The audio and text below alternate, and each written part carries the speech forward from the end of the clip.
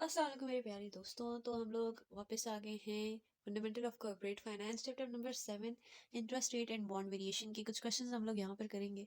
तो स्टार्ट करते हैं। हम लोग सबसे पहला क्वेश्चन स्टार्ट करेंगे 7-3 के साथ।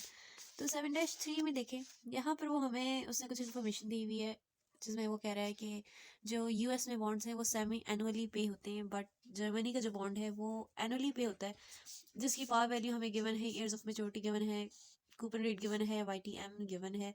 अब हमें ये बताना है कि इसकी करंट प्राइस क्या है। तो यहाँ पर एक चीज़ हमने देखनी है कि जब हमने प्राइस फाइंड करनी है तो हमने पढ़ा है कि 2 टाइप्स के बॉन्ड होते हैं, एक जीरो बॉन्ड है और एक कूपन बॉन्ड है। तो अब इसमें से ये कैसे पता चलेगा कि इसमें जीरो कूपन का फॉर्मूला लगेगा या कूपन का लगेगा। तो जो कूपन बॉन्ड है वो आप लोगों को पता है कि वो लॉन्ग टर्म के लिए होता है। तो यहाँ पर हम लोग नंबर ऑफ ईयर्स देखेंगे कि वो लॉन्ग है या शॉर्ट है। फॉर एग्जाम्पल अगर 1 to 5 के दरमियान में जो है वो ईयर्स आ रहे थे तो वो हम लोग जीरो कूपन बॉन्ड लेंगे, बट क्योंकि यहाँ पर 25 ईयर्स है, लॉन्ग टर्म है, तो यहाँ पर हम लोग कूपन बॉन्ड का फॉर्मूला यूज करेंगे। तो फॉर्मूला लिख लेते हैं, उसका डेटा हम लोग लिख लेते हैं, फिर आगे स्टार्ट करते हैं। ये हमने यहाँ पे डेटा भी लिख लिया एंड फॉर्मूला भी लिख लिया। अब सबसे पहले यहाँ पर देखें कि यहाँ पर हमें कूपन रेट गिवन है, जबकि यहाँ पर हमें सी चाहिए जो कि कूपन पेमेंट है। तो कूपन पेमेंट की का जो हमारे पास फॉर्मूला होता है वो होता है coupon rate multiply by par value, या इसको आप फेस वैल्यू भी कहते हैं। तो ये वाला सी हम लोग फाइंड करेंगे। कूपन रेट है 6.4%, मल्टीप्लाई बाय पार वैल्यू हमें गिवन है 1000। तो ये हमारे पास आ गया है 64। अब यहाँ पर सारी वैल्यूज को पुट करते हैं और इसको फाइंड करते हैं कि इसकी क्या वैल्यू आती है हमारे पास। ये देखिए यहाँ पर हमने सारी वैल्यूज को पुट कर दी हैं। अब जब हम लोग इसको सॉल्व करेंगे तो सॉल्व करके हमारे पास इसकी वैल्यू आती है, ये सारा सॉल्व करने के बाद हमारे पास इसकी वैल्यू 874.4 आ गई है। ये था हमारा क्वेश्चन नंबर 7-3। अब हम नेक्स्ट जाते हैं 7-4 को देखते हैं। इसमें भी हमें सारी वैल्यूज गिवन है, ठीक है। इसमें हम लोगों ने क्या फाइंड करना है, इसमें हमने YTM फाइंड करना है। यहाँ पर 18 ईयर्स है, दैट मीन यहाँ पर भी सेम यही फॉर्मूला अप्लाई होगा, बट इसमें एक और चीज़ है। हम लोग पहले यहाँ पे डेटा लिख लेते हैं, फिर आगे सॉल्व करेंगे। अच्छा, यहाँ पर जब हमने डेटा लिख लिया तो आप देखेंगे कि हमने यहाँ पर, हमें तो ये बोला गया है YTM फाइंड करें, लेकिन हमारे पास यहाँ पर प्राइस नहीं गिवन। तो यहाँ पर जब आप क्वेश्चन पढ़ेंगे तो देखिए वो कह रहा है कि ये जो सेल कर रहा है, ठीक है, जो बॉन्ड सेल कर रहा है वो है 87% ऑफ इट्स 100,000 पार वैल्यू, ठीक है। पार वैल्यू 100,000 है, तो वो उसके जो बॉन्ड है वो 100,000 का 87% सेल कर रहा है।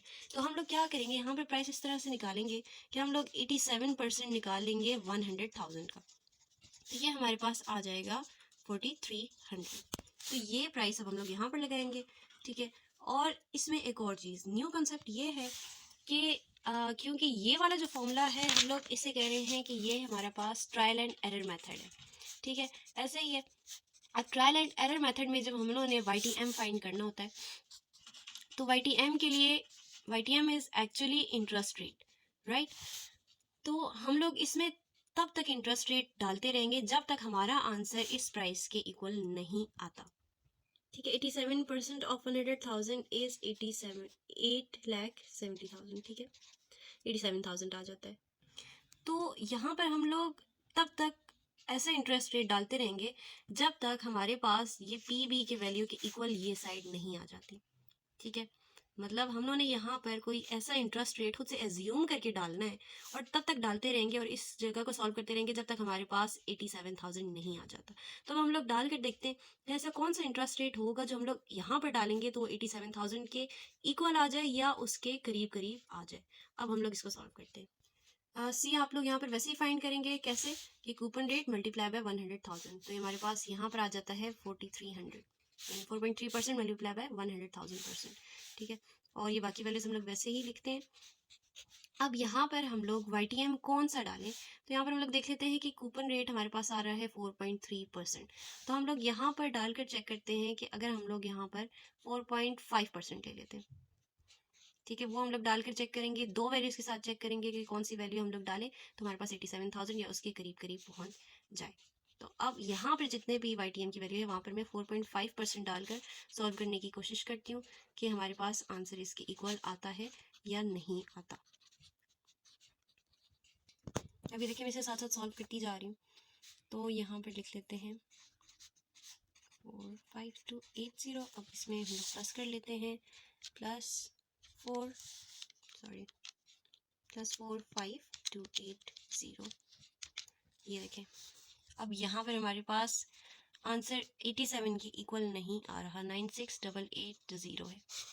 इसका मतलब कि जब हम लोग 4.5% डाल रहे हैं तो हमारे पास वैल्यू बड़ी आ रही है 87,000 से, तो इसका मतलब हमारे पास यहाँ पर हमें कोई और वैल्यू डालनी है जिससे हमारे पास 87,000 आ जाए।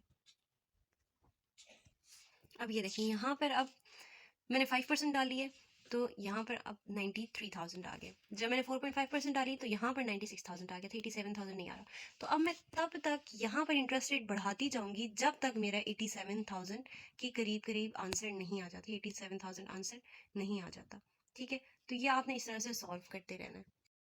अच्छा, अब जब इस तरह से हो गया तब हम लोगों को समझ नहीं आ रही। आप लोग ये याद रखें कि जैसे जैसे हम लोग इंटरेस्ट रेट बढ़ाते जाते हैं तो बॉन्ड वैल्यू वो कम होती जाती है। ठीक है, ऐसे ही अगर हम लोग इंटरेस्ट रेट बढ़ा रहे हैं तो बॉन्ड वैल्यू जो है यहाँ पर कम होती जा रही है। अब इसमें एक छोटी सी ट्रिक, एक छोटा सा फॉर्मूला है YTM को फाइंड करने के लिए। अगर आप लोगों के पास टाइम ना हो तो शॉर्टकट की ये एक फॉर्मूला है, coupon payment plus future value या par value minus price divided by number of years divided by par value plus price divided by 2। ठीक है, ये वाला फॉर्मूला यूज़ करके आप YTM की एक एस्टिमेशन लगा सकते हैं कि उसकी एस्टिमेशन ये आ सकती है जो कि 5.37 है या 5.4% है। तो अब यहाँ पर मैंने 5.3% से भी किया है, 5.4% से भी किया है। ठीक है, अब इसमें पॉइंट्स की वजह से 11.4 की वजह से वैल्यूज चेंज आ रही हैं। ठीक है, लाइक फॉर एग्जांपल 11.4 में डालूँ तो 88,000 आ रही है, बट अगर सिर्फ 11 से मैं मल्टीप्लाई करी हूँ तो 86,000 आ रही है।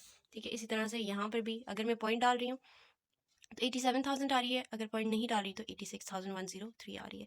अब देखें इन दोनों में से देखें कि नियरेस्ट 87,000 के साथ वैल्यू कौन सी है, तो ये हमारे पास 5.4 वाली आ रही है।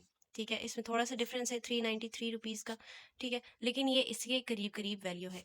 ठीक है, तो यहाँ पर हम लोग जो इस फॉर्मूले से हम लोगों ने लिया तो हम लोग यहाँ से 5.4 डायरेक्ट राउंड ऑफ करके करेंगे। यहाँ पर मैंने इसलिए किया ताकि एक अंदाज़ा हो जाए कि किस तरह से हमने करना है। तो मैंने 5.3 से भी चेक किया, 5.4 से भी चेक किया, इन दोनों में से जो करीब करीब हमारे पास आंसर आया वो 5.4% इंटरेस्ट रेट से आया है। बाकी क्वेश्चन भी करके देखते हैं कि ऐसा ही है या नहीं। अभी तक के लिए इतना ही।